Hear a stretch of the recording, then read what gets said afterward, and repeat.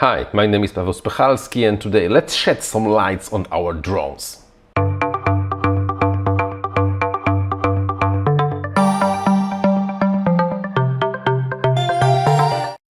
What I have over here is a small device. A small device I designed like 3 years ago, and I was selling this among my friends on a very short scale now, a very small scale. I think in total I sold like 20, maybe 30 units of this device, and this device is something that's supposed to help you to manage your LED strips on your drone. You know, the drones, for example, during the races there is a rule that you have to put a colorful LED strips on it so everybody knows which drone is which one, and you should be able to, let's say, easily to change the colors. Of course, software like CleanFlight, Betaflight or iNav or anything you can think of really has a functionality to work with the LED strips, but to change anything over there you have to go to the configurator and do some magical stuff with it. So it's not always very, let's say, useful, or at least easy to use. But what you can do with a device that's actually, let me measure it, 24 millimeters by 12 millimeters and weighs only a few grams, and it's composed of single button and single ATtiny85 micro CPU. You can build something like this. Connect a LED strip. This is the 8 LED strips, but it does not have to be 8. It can, in series, it can drive up to 32 with 4 groups of 8, but you connect 8 and you are there, and then and when you press a button, look what happens. It starts to light the LEDs. What it can do, it can emit a color, the same color on all the LEDs. It can have a pattern like this, it can have a pattern like this, or a nice Larson scanner, I think this effect is called, or it can have like few wandering lights, or a very cool blinking lights that looks almost like the lights on the real airplanes. Or you can also change color, because if you press the button for slightly longer, you are changing the color, not the mode of the operation. Or the effect like that, or the effect, oh, now it's off, and another press a button, it's emitting a light in single color. Yes, I know. Like I said before, Betaflight, CleanFlight, iNav can do it internally without using any extra devices like this.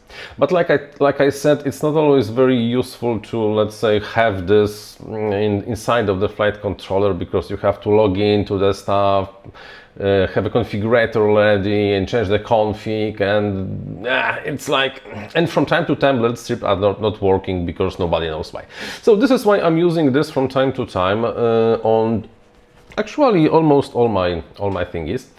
Not every single one, but only the ones I'm installing LEDs on. Like I said, it's light, it's small. The only drawback is that you cannot really fit it into very tight builds, because it's, after all, you have to have the access to the button to change the modes, and it needs a separate 5-volt voltage stabilizer. It does not have the built-in voltage stabilizer, so it has to work. It cannot work directly from the battery. It has to take the 5-volt power from something. But if you are already powering your LEDs from something, then you probably already have 5 volts ready somewhere. There are pretty cool small step-down converters you can get on China for super cheap, that can drop down voltage from 688S to 5 volts, and you can just put it on the back on the device and it's done.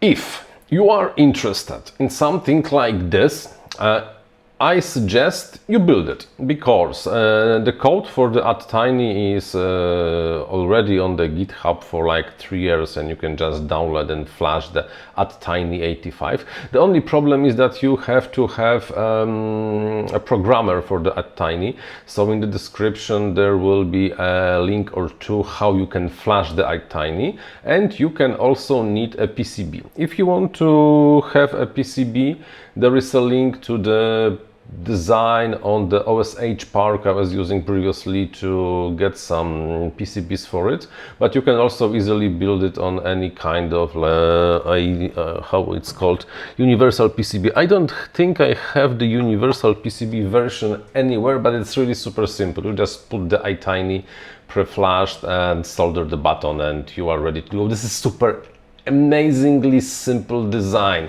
You do not have any analog stuff, you do not have any fancy stuff, just one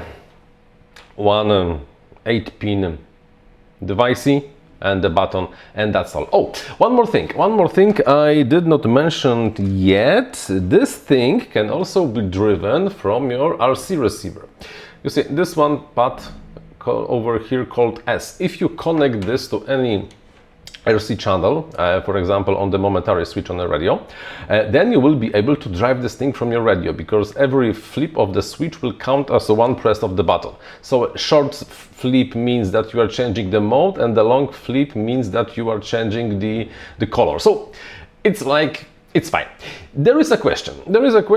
I'm considering building a short series of those devices and putting them to the market. Do you think it's a good idea and you actually might be willing to spend a few bucks on the design on the small device like this?